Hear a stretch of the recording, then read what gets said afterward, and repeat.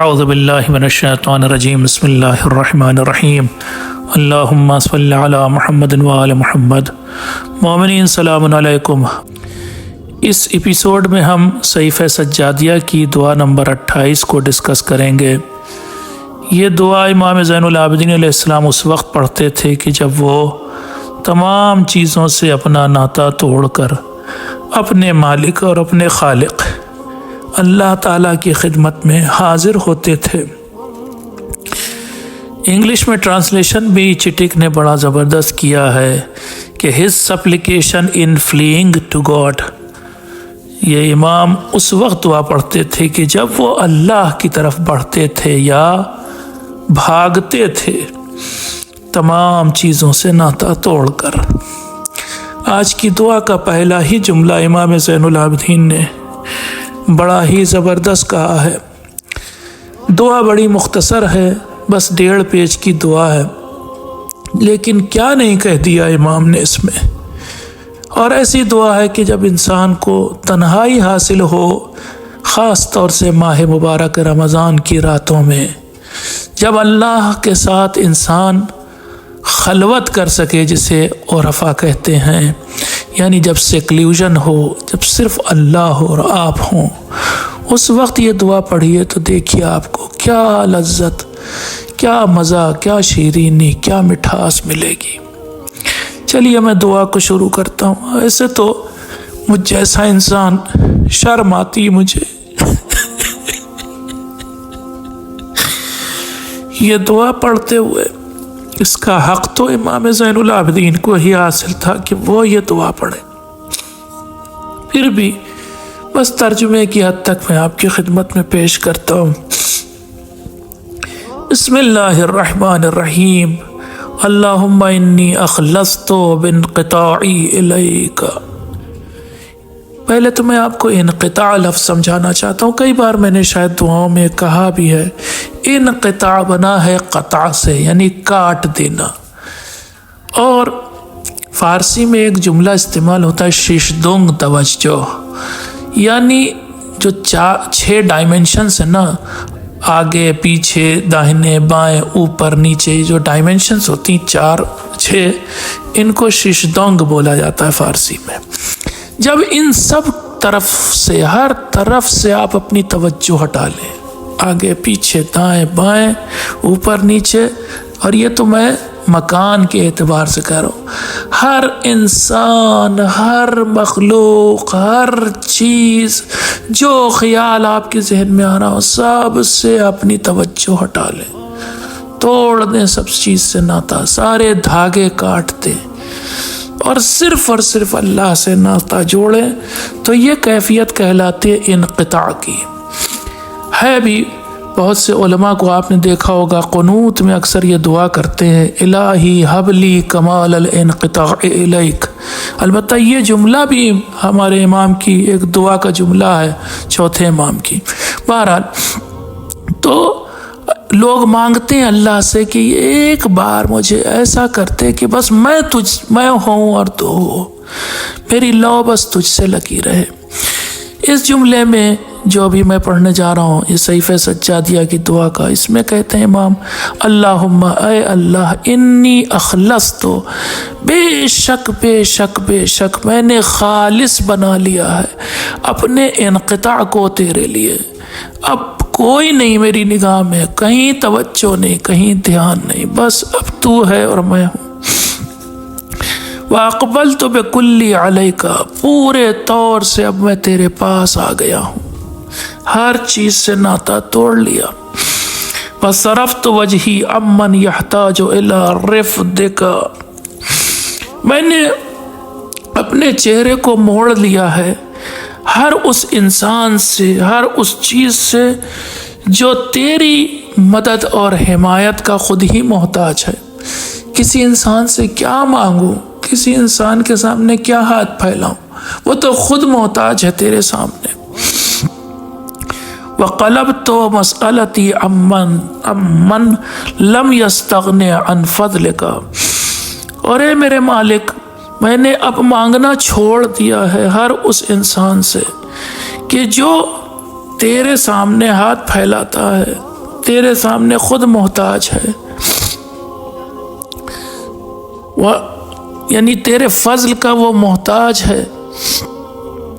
وَرَأَيْتُ أَنَّ طَلَبَ الْمُحْتَاجِ إِلَى الْمُحْتَاجِ سَفَهٌ مِّن رَأْيِهِ، اور میں دیکھتا ہوں کہ اگر کوئی محتاج سے مانگے، اگر کوئی فقیر سے مانگے تو یہ تو بیوقوفی ہے، یہ تو ایک غلط نظریہ ہے، یہ تو حماقت ہے۔ اب اگر میں کسی انسان سے مانگوں، کسی بادشاہ سے مانگوں، کسی مثلاً کہہ رہا ہوں حکومت سے مانگوں، کسی اور سے مانگوں تو یہ تو بیوقوفی ہوگی، کیونکہ وہ سب محتاج ہے۔ وَضَلَّةٌ مِّنْ عَقْلِهِ، اور اے میرے مالک وہ تو یہ تو اگر مانگوں میں کسی اور سے تیرے سوا تو یہ تو گمراہی ہوگی عقل کے اعتبار سے بھی۔ فَكَمْ قَدْ رَأَيْتُ يَا إِلَٰهِ مِنْ أُنَاسٍ طَلَبُوا الْعِزَّةَ بِغَيْرِكَ، میں نے نہ معلوم کتنے لوگوں کو دیکھا ہے میرے مالک جو تیرے سوا کسی اور سے عزت چاہتے ہیں، یعنی تو عزت دینے والا ہے، تیرے اصل سورس تو ہے عزت کا، لیکن لوگ پتہ نہیں کیسے ہیں، کتنے ہی میں نے دیکھے جو دوسروں سے یعنی انسانوں سے عزت چاہتے ہیں۔ فَذَلُّوا، جب بھی انہوں نے ایسی عزت چاہی اور ذلیل ہو گئے۔ وَرَامُوا الثَّرْوَةَ مِن سِوَاكَ فَافْتَقَرُوا، اور ایسے بہت سے لوگ دیکھے جو تیرے سوا کسی اور سے مال چاہتے ہیں، تیرے سامنے ہاتھ نہیں پھیلاتے، انسانوں کے سامنے ہاتھ پھیلاتے، تو بجائے یہ کہ وہ ثروت مند ہوتے، مالدار بنتے، وہ تو اور فقیر ہو گئے۔ وَحَاوَلُوا الْارْتِفَاعَ فَاتَّضَعُوا، اور بہت سے ایسے دیکھے کہ جنہوں نے بڑی بلندی چاہا کہ انہیں بڑا مقام مل جائے، بڑی شہرت مل جائے، بجائے اس کے کہ شہرت ملتی انسانوں کی طرف سے، ان کا استقبال کیا جاتا، انسان ان کو، دوسرے لوگ ان کو عزت دیتے، مقام دیتے، وہ لوگ گر گئے جو عزت مانگ رہے تھے، عزت چاہ رہے تھے۔ یعنی کل ملا کر کے امام کہہ رہے ہیں کہ تیرے سوا اگر کسی اور سے مانگا جائے تو انسان ذلیل بھی ہو جاتا ہے، خوار بھی ہو جاتا ہے، فقیر بھی ہو جاتا ہے، گرا ہوا اور پست بھی بن جاتا ہے، کوئی حیثیت نہیں رہتی اس کی۔ فَصَحَّا بِمُعَايَنَةِ أَمْثَالِهِمْ عَازِمٌ، تو اے میرے مالک، جس انسان نے ان کے جیسوں کو دیکھ لیا اور سمجھ لیا کہ وہ کیسے، یعنی وہ انسان، وہ دوسرے انسان کیسے محتاج ہیں، وہ انسان جس نے یہ بات، یہ حقیقت جان لی، وہ واقعاً سمجھدار انسان ہے۔ پھر سے میں اس کو ترجمہ کرنے کی کوشش کرتا ہوں، یعنی جس انسان نے، جس شخص نے دوسرے انسانوں کو دیکھ کر سمجھ لیا کہ یہ سب خود محتاج ہیں، یہ کیا مجھے دیں گے، تو اس نے سمجھ لیا کہ زندگی کا بہت بڑا راز جان لیا، وہ عقل کے اعتبار سے سب سے زیادہ عقل مند ہے۔ وَوَفَّقَهُ اعْتِبَارُهُ، اور اس کو جو ہے اس کی عبرت نے کامیاب بنا دیا، یعنی اس نے دوسروں کو دیکھا اور زندگی کا، دنیا کا سب سے بڑا جو سیکرٹ وہی جان لیا کہ دوسروں کے پاس کچھ نہیں ہے، اللہ ہی کے پاس سب کچھ ہے۔ وَأَرْشَدَهُ إِلَىٰ طَرِيقِ صَوَابِهِ اِخْتِيَارُهُ، اور پھر جو اس نے راہ اپنائی، کون سی راہ اپنائی؟ جو تیری طرف، اللہ کی طرف راہ اپنائی، وہ سب سے بہترین راہ تھی، یعنی دوسروں سے ناتا توڑا، اللہ سے ناتا جوڑا۔ فَأَنْتَ يَا مَوْلَائِي دُونَ كُلِّ مَسْئُولٍ مَوْضِعُ مَسْأَلَتِي، اے میرے مالک، اب کسی سے سوال نہیں کرتا ہوں، بس اب تجھ سے ہی، تو میرا مقصد، تو میرا ہدف، تو میرے سامنے، تو ہی سب کچھ، بس اب تجھ سے ہی مانگتا ہوں، کسی سے نہیں مانگوں گا۔ وَدُونَ كُلِّ مَطْلُوبٍ إِلَيْهِ وَلِيُّ حَاجَتِي، اور تو ہر مطلوب یعنی وہ انسان کے جس سے، یا وہ انسان یا وہ ذات کے جس سے کچھ طلب کیا جائے، ہر مطلوب سے، بہتر تو ہے میرے لیے کہ میں تجھ سے طلب کروں، تجھ سے مانگوں اور تو میری حاجت کو پورا کرے۔ انت المخصوص قبل کل مدعو بدعوتی، اے میرے مالک، اب یہاں پر ایک ہی طرح سے ملتے جلتے جملے، ترجمہ واقعاً سخت ہے۔ مدعو یعنی جس سے دعا کی جائے، جسے پکارا جائے، ہر مدعو سے پہلے تو میرے لیے مدعو ہے، میں تجھ سے بالکل اپنی دعا کو مخصوص کرتا ہوں۔ لا شریک احد فی رجائی، عجب بات ہے، کیا جملہ کہا مولا نے۔ دیکھیے آپ نے آج تک سنا ہوگا لوگ عبادت میں غیر خدا کو شریک کرتے ہیں، مثلا اللہ کے ساتھ ساتھ کسی اور کی عبادت کرتے ہیں جن کو مشرک کہا جاتا ہے، یا پھر اللہ کو چھوڑ کر کسی کی عبادت کرتے ہیں، جیسے کہ کچھ لوگ بتوں کی، چاند کی، سورج کی عبادت کرتے ہیں۔ عبادت میں شریک آپ نے سنا ہوگا۔ امام یہاں پر بڑی زبردست بات کہہ رہے ہیں کہ میں اپنی امید میں بھی کسی کو تیرا شریک نہیں بناتا ہوں، میں بس صرف تجھ سے امید لگاتا ہوں۔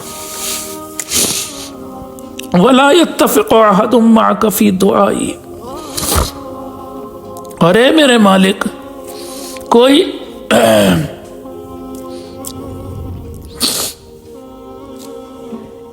میرے مالک ہو بھی نہیں سکتا میری دعا میں تیرا شریک، کوئی بن بھی نہیں سکتا کوئی شریک تیرا میری دعا میں۔ وَلَا يَنزِمُهُ إِيَّاكَ وَإِيَّاكَ نَدَائِي، اور اے میرے مالک کوئی شامل نہیں ہو سکتا میری اس پکار میں، جو میں پکار رہا ہوں تجھے، اس میں میں کسی کو شامل نہیں کرتا ہوں، صرف اور صرف تجھے پکار رہا ہوں۔ یہ دعا جب میں پڑھ رہا ہوں تو مجھے دعائے کمیل کا ایک جملہ یاد آتا ہے، پڑھ رہا ہوں آپ کے سامنے وہ جملہ بھی دعائے کمیل کا، آپ نے بیسیوں بار بلکہ سینکڑوں ہزاروں بار پڑھا ہوگا۔ کیا کہتے ہیں امام مولا علی علیہ السلام؟ فرماتے ہیں وَقَدْ أَتَيْتُكَ يَا إِلَٰهِي بَعْدَ تَقْصِيرِي وَإِسْرَافِي عَلَىٰ نَفْسِي، اے میرے مالک، میں نے سارے گل کھلائے، ہر گناہ کیا، ہر طرح سے آلودہ ہو گیا، ہر طرح سے اپنے کو ہلاک کر لیا، کوئی برائی نہیں تھی جو انجام نہیں دیا، سب کے بعد اب میں تیرے پاس ساری تقصیر یعنی ساری خطاؤں کے بعد، سارے طرح کے گناہ کے بعد اب میں تیرے پاس آیا ہوں۔ کس حالت میں آیا ہوں؟ معتذرا، میں عذر پیش کر رہا ہوں، یعنی ایکسکیوز پیش کر رہا ہوں۔ اور کیا؟ نادمن، میں پچھتاتے ہوئے آیا ہوں، نادم ہوں، ریمورس فیلنگ جسے کہتے ہیں وہ رکھتا ہوں۔ منکسرن، اس حالت میں آیا ہوں کہ ٹوٹ گیا ہوں میرے مالک۔ مستقیلاً، معافی چاہتے ہوئے تیری بارگاہ میں آیا ہوں، مجھے معاف کر دے۔ مستغفراً، چاہتا ہوں کہ تو میرے گناہوں پر مٹی ڈال دے۔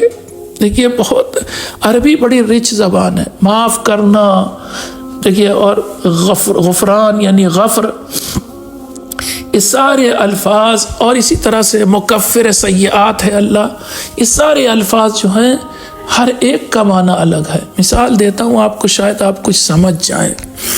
دیکھیے کبھی تو ایسا ہوتا ہے کہ آگ جل رہی ہے اور آگ کے اوپر ہم نے لا کر کے مٹی یا راکھ ڈال دی، تو وہ اوپر سے اب وہ راکھ نہیں، اب وہ آگ نہیں دکھ رہی، اب وہ شعلے نہیں دکھ رہے، لیکن نیچے چنگاری ابھی موجود ہے، ابھی یہ بجھی نہیں ہے، چنگاری ہے نیچے۔ تو کبھی تو ایسا، یعنی ان میں سے دیکھیں 3 لفظ ہیں، غفران، عفو، اور اس کے علاوہ ایک اور لفظ تکفیر۔ تکفیر کا مطلب چھپا دینا، یعنی کسی چیز کو چھپانا۔ اوپر سے مٹی ڈال دی، نیچے ابھی چنگاری ہے، تو یہ ابھی تکفیر ہوئی۔ اس کے بعد کیا ہے کہ آپ اس چنگاری کو بجھا بھی دیجئے، پانی ڈال دیے مثلاً اوپر سے، چنگاری بجھ گئی، تو اب تو چنگاری نہیں ہے، تو گناہ ہمارا اگلا مرتبہ ہوتا ہے وہ گناہ کو وہ پانی ڈال بھی دیا جائے، ہم اللہ سے نہ صرف یہ کہتے ہیں کہ تکفیر مکفر سیئات، اے میرے مالک کفر ان سیئاتی، میرے گناہوں پر مٹی ڈال دے، پردہ ڈال دے، یہ تو پہلا اسٹیپ ہے۔ پھر کبھی اس سے کہتے ہیں نہیں مٹی کے اوپر پانی بھی ڈال دے، بجھ جائے یہ چنگاری، یہ بھی ہو گئی بات، لیکن پھر بھی چنگاری بجھ جائے تب بھی راکھ تو ابھی بھی موجود ہے، نشانات تو اب بھی موجود ہیں، آثار تو اب بھی موجود ہیں کہ یہاں پر آگ تھی۔ اگلا مرحلہ یہ ہوتا ہے کہ ہم اللہ سے دعا کرتے ہیں اس سارے ثبوت بھی مٹا دے، یعنی یہ راکھ، یہ چنگاری، جو کچھ بجھی ہوئی چیزیں، یہ سب مٹا دے۔ یہاں پر امام جو فرما رہے ہیں دعائے کمیل میں وہ یہی ہے، مستغفرن، نہ صرف یہ کہ تو معاف کر دے، مستغفر، اس چنگاری کو بجھا بھی دے، منیباً، ہم تیری طرف پلٹ کے آئے ہیں، مقرن، اقرار کر رہے ہیں اپنے گناہ کا، مذعناً، اے میرے مالک ٹوٹا ہوا دل لائے، شکستہ دل لے کے آئے، معترفاً، اعتراف کر رہے ہیں سب کے سامنے، تیرے سامنے کنفیس کر رہے ہیں کہ میں نے گناہ کیا، لا اجد مفرا مما کان منی ولا مفزعا اتوجہ الیہ، مجھے کوئی اب جگہ نہیں ملتی، کہاں بھاگوں، یہ آگ تو میں نہیں جلائی تھی نا، کہاں بھاگ جاؤں، میرے پاس تیرے سوا کوئی پناہ گاہ نہیں، کوئی ٹھکانہ نہیں، کون میرے گناہ معاف کرے گا، کون اس آگ کو بجھائے گا جو گناہ کی آگ ہے، تیرے سوا کوئی پانی ڈالنے والا نہیں، کوئی نشانات مٹانے والا نہیں، کوئی ایسی جگہ نہیں کہ جس کی طرف میں بھاگ کے چلا جاؤں، پناہ لے لوں۔ آئیے لوٹتے ہیں صحیفہ سجادیہ کی دعا کی طرف۔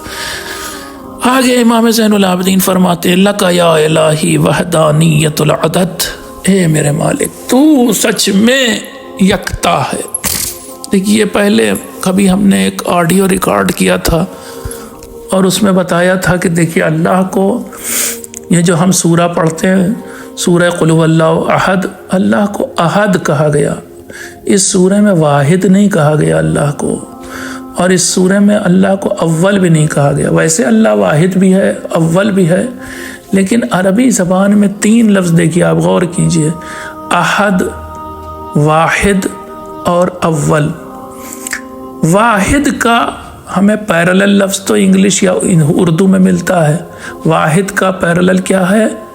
1، یا پھر ہندی یا اردو میں 1۔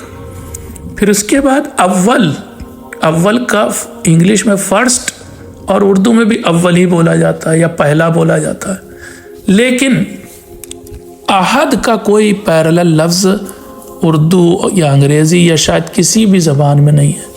اور اسی لیے آپ کو بتائیں فارسی میں جب بھی کوئی چیزیں 2، 3، 4 ہوتی ہیں تو ان کے لیے کہتے ہیں 1 دانے، 2 دانے، 4 دانے، لیکن اگر کوئی چیز 1 ہوتی ہے تو پھر اس کو 1 دانہ صرف اللہ کے لیے اگر استعمال کرتے ہیں۔ ایک چیز کوئی اور ہو، اللہ نہ ہو، بلکہ مثلا کہہ رہا ہوں 1 سیب، تو آپ کہیں گے 1 دانے سیب، یعنی 1 عدد سیب۔ لیکن جب اللہ کے لیے لفظ استعمال کرتے ہیں فارسی والے تو 1 دانے نہیں بولتے ہیں بلکہ یکتا بولتے ہیں، یکتا، اور یکتا صرف اللہ ہے۔ امام فرما رہے ہیں کہ جو سچا 1 عدد ہے میرے مالک وہ صرف تیرے لیے ہے، یعنی تو یکتا ہے، تو احد ہے۔ وَمَلَكَةُ الْقُدْرَةِ الصَّمَدِ، اور اے میرے مالک تیری جو یہ قدرت ہے، طاقت ہے، بادشاہی ہے، وہ سمد ہے، یعنی وہ ایٹرنل ہے۔ وَفَضِيلَةُ الْحَوْلِ وَالْقُوَّةِ، اور اے میرے مالک تو ہی جو ہے یہ فضیلت رکھتا ہے کہ طاقت بھی تیری ہے اور قوت بھی تیری۔ ہم نہیں کہتے ہیں لا حول ولا قوت الا باللہ، اسی کو امام نے یہاں کہا کہ تیرے ہی لیے ہے فضیلت الحول اور قوت۔ حول بھی طاقت ہی ہم ترجمہ کرتے ہیں اردو میں، اور قوت کا بھی ترجمہ طاقت ہی، یعنی تو ہی طاقت رکھتا ہے اس کائنات میں، اور کسی کا حکم نہیں چلتا۔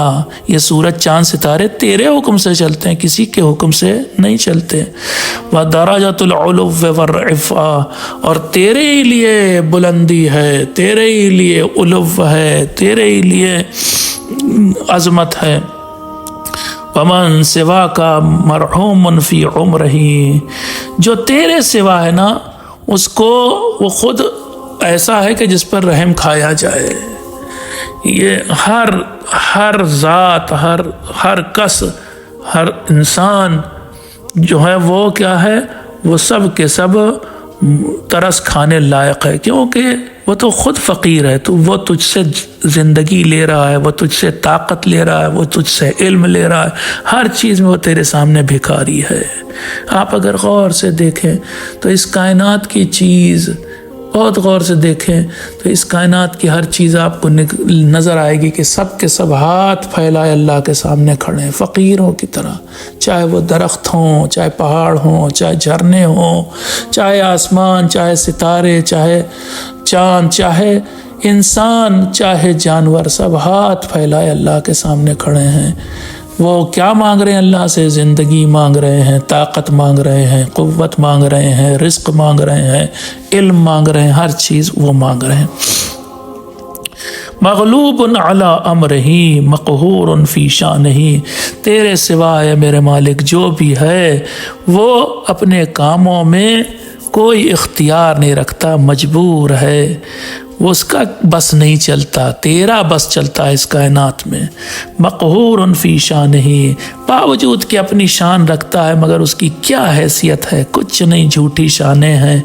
مختلف الحالات، تیرے سوا جو بھی اس کائنات میں ہے اس کے حالات بدلتے رہتے ہیں، آج کوئی جوان ہے کل بوڑھا ہو جائے گا، آج کوئی صحت مند ہے کل بیمار ہو جائے گا، آج کوئی موجود ہے کل نابود ہو جائے گا، تو تیرے سوا سب کے حالات بدلتے ہیں۔ متنقل فی الصفات، اور اے میرے مالک ہر کس تیرے سوا کائنات میں جو کچھ ہے اس کی صفات، اس کے ایٹریبیوٹس، اس کی کوالٹیز، اس کا رنگ، اس کا ڈھنگ بدلتا ہی رہتا ہے، ہر وقت بدلتا ہے۔ تو ہے کہ جو جیسا ہے وہ ہمیشہ ویسا رہے گا۔ فتعالیت عن الاشباہ والاضداد، تو بلند ہے اس بات سے کہ کہا جائے کہ تیرا کوئی جیسا ہے، یعنی تیرا کوئی لائق ہے، تیرے جیسا کوئی نہیں، نہ تو تیرے ٹکر پر کوئی ہے۔ تکبرت عن الامثال والانداد، تو ان سب چیزوں سے بہت بلند ہے کہ تیری کوئی مثال دی جا سکے، تیرا کوئی رقیب یعنی کوئی تیرے سامنے ٹھہرنے والا کوئی ہو، کچھ نہیں سوائے تیرے کہ یہ کائنات تو ہی ہے، بس اس کائنات پر تیرا ہی حکم چلتا ہے۔ اب کیا بتائیں، فلسفے کی بڑی بحثیں ہیں۔ اگر آپ دیکھیں دعائے مجیر میں ایک جگہ پر امام فرماتے ہیں، دعائے مجیر پڑھیے گا، اس میں سبحانک یا وجود تعالیت یا موجود، وہاں پر کہا گیا ہے کہ اللہ ہی وجود ہے اور اللہ ہی موجود ہے، باقی یہ سب جتنے ہیں ان سب کا وجود ایک خیالی، ایک خواب کی دنیا ہے اور کچھ نہیں ہے، اصل حقیقی وجود اللہ کا ہے۔